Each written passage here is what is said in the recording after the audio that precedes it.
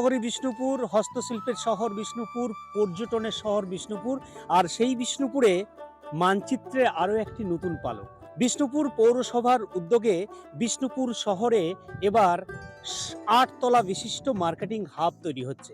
রাজ্যের মুখ্যমন্ত্রী মমতা বন্দ্যোপাধ্যায় ইতিমধ্যেই শিলান্যাস করেছেন এই মার্কেটিং হাবের, এবং এই মার্কেটিং হাবের মধ্যে বিভিন্ন ধরনের বিষয়কে এক ছাদের তলায় নিয়ে আসা হচ্ছে।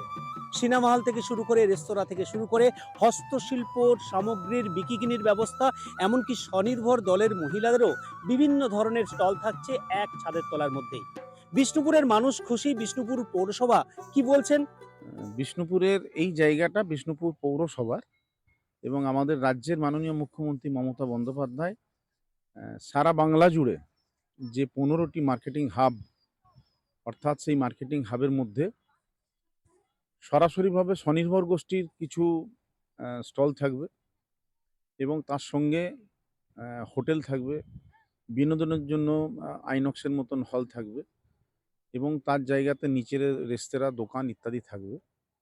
এবং সবথেকে বড় কথা, এই জায়গাটা বিষ্ণুপুর পৌরসভার, যে জায়গাটাতে একটা সময় বাসস্ট্যান্ড ছিল, অস্থায়ী বাসস্ট্যান্ড ছিল, সেই জায়গাটাকে পুনরুদ্ধার করে এই জায়গায় আমরা 1 একর জায়গা বিষ্ণুপুর পৌরসভা থেকে দিয়েছি।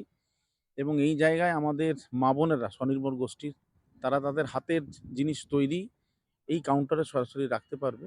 ভালো লাগছে আমাদের বিষ্ণুপুরে উন্নয়ন হচ্ছে, এবং এই যে প্রথম বিষ্ণুপুরে যে এখানে হচ্ছে, খুব খুশির খবর। বিষ্ণুপুর মিউনিসিপ্যালিটিকে অসংখ্য ধন্যবাদ।